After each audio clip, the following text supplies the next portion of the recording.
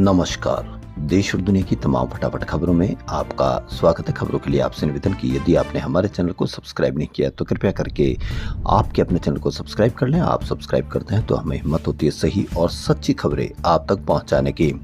वरना मीडिया में किस तरह की खबरें आपको पेश की जाती है यह आप भली भांति जानते हैं। मीडिया में आपको बिल्कुल भी यह नहीं बताया गया कि तमिलनाडु में किसकी सरकार बनेगी और किसको शपथ दिलानी चाहिए। मीडिया पर कहीं पर भी इसकी कोई चर्चा नहीं होगी कि संवैधानिक बातें या संवैधानिक निर्णय हमको क्या कहते हैं कि किसको सरकार बनाने की इजाजत है या किसको सरकार बनानी चाहिए। तो क्या है आज की वो बड़ी खबरें। कांग्रेस के वरिष्ठ नेता राहुल गांधी 8 मई को हरियाणा में सद्भाव यात्रा में शामिल होंगे। वह गुरुग्राम में पूर्व सांसद ब्रजेंद्र सिंह के साथ इस यात्रा में हिस्सा लेंगे। राहुल गांधी ने ब्रजेंद्र सिंह से इस यात्रा में शामिल होने का वादा किया था जिसे अब वे पूरा कर रहे हैं। ब्रजेंद्र सिंह ने बताया कि राहुल गांधी शुक्रवार की दोपहर बाद गुरुग्राम पहुंचेंगे और यात्रा में करीब 1.5 से 2 किलोमीटर पैदल चलेंगे। यात्रा के समापन पर वे एक जनसभा को भी संबोधित करेंगे। 8 मई को यात्रा गुरुग्राम से होकर खांडसा चौक पर समाप्त होगी जो बादशाहपुर और गुरुग्राम हलकों के बीच स्थित है।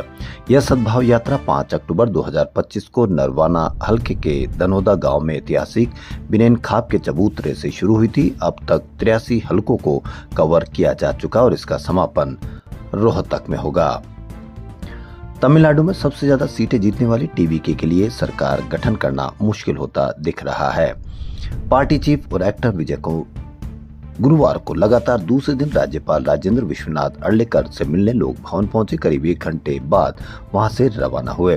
राज्यपाल ने उनसे कहा कि वे राज्य में स्थिर सरकार चाहते हैं, इसलिए सरकार बनाने का दावा पेश करने से पहले 118 विधायक होना जरूरी है।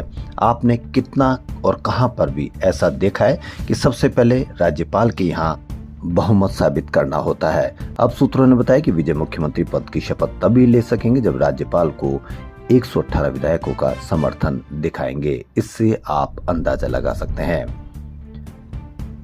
उत्तर मध्य और दक्षिण भारत में बारिश का दौर जारी है। उत्तर प्रदेश, उत्तराखंड, बिहार, झारखंड, छत्तीसगढ़, हरियाणा, हिमाचल प्रदेश, पश्चिम बंगाल और आंध्र प्रदेश में बुधवार को बारिश हुई। वहीं बिहार, हरियाणा और हिमाचल प्रदेश में भी ओले गिरे। बिहार के पटना में बुधवार रात से बारिश भारी हुई। इसी बीच इंडिगो की एक फ्लाइट टर्बुलेंस में फंस गई जिससे यात्रियों में चीख पुकार मच गई। हालांकि बाद में इसे लखनऊ डाइवर्ट कर दिया गया। सभी यात्री सुरक्षित है। नेशनल क्राइम रिकॉर्ड ब्यूरो यानी एनसीआरबी ने साल 2024 में देश में हुए क्राइम की रिपोर्ट जारी की है। इसके मुताबिक राजधानी दिल्ली में महिलाओं और बुजुर्गों की सुरक्षा को लेकर फिर गंभीर सवाल खड़े हुए हैं। रिपोर्ट बताती है कि 2024 में मेट्रो शहर में दिल्ली महिलाओं के खिलाफ होने वाले अपराधों के मामलों पर शीर्ष में रही है। क्या आपको मीडिया पर इसकी कहीं चर्चा देखने को मिली या नारी शक्ति वंदन अभी कुछ समय पहले ही यह अभियान चलाया जा रहा था, उसके आयोजन को सफल बनाने के लिए जी तोड़ महिलाओं ने मेहनत की थी? क्या कहीं पर भी इसकी कोई चर्चा देखने को आपको मिली? भ्रष्टाचार निरोधक ब्यूरो ने पूर्व मंत्री यानी जयपुर से महेश जोशी को जयपुर स्थित उनके आवास से गिरफ्तार किया है। जल जीवन मिशन में हुए करीब 900 करोड़ रुपए के घोटाले में एसीबी की एसआईटी ने यह कार्रवाई की है। आज ही जोशी की शादी की सालगिरह भी है। डीआईजी डॉक्टर रामेश्वर सिंह ने बताया कि एसीबी एसआईटी सुबह करीब 4:30 बजे सैन colony power house road railway station के पास पहुंच गई थी। यहां महेश जोशी को उनके आवास से पकड़ लिया गया। सुबह करीब 10 बजे जयपुरिया हॉस्पिटल में मेडिकल कराया गया। मेडिकल टेस्ट के बाद महेश जोशी को एक बार फिर एसीबी बुलाया गया। इसके बाद दोपहर करीब 12:30 बजे उन्हें एसीबी कोर्ट में पेश किया गया। कोर्ट ने महेश जोशी को 5 दिन की रिमांड पर भेज दिया है। सम्राट चौधरी के सीएम बनने के 22 दिन बाद आज कैबिनेट का विस्तार किया गया। मेगा इवेंट में नीतीश के बेटे निशांत कुमार समेत 32 मंत्री सम्राट कैबिनेट में शामिल हुए हैं। निशांत कुमार नीतीश कुमार के पुत्र हैं। अमेरिका ने 4 मई को हॉर्मुज स्ट्रेट में जहाजों की आवाजाही शुरू करने के लिए प्रोजेक्ट फ्रीडम शुरू किया था।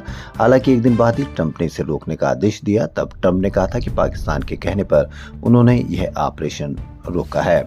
हालांकि अब यह दावा किया जा रहा है कि सऊदी अरब की वजह से अमेरिका को यह कदम उठाना पड़ा। एनबीसी न्यूज के अनुसार सऊदी अरब ने इस मिशन में शामिल अमेरिकी विमानों को अपने एयर स्पेस और एयरबेस के इस्तेमाल की इजाजत देने से इनकार कर दिया।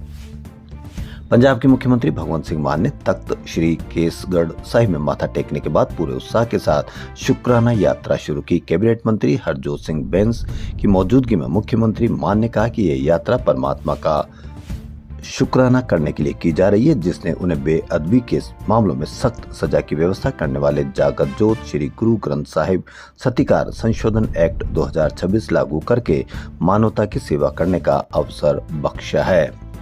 देश और दुनिया की तमाम फटाफट खबरों में फिलहाल इतना ही। धन्यवाद।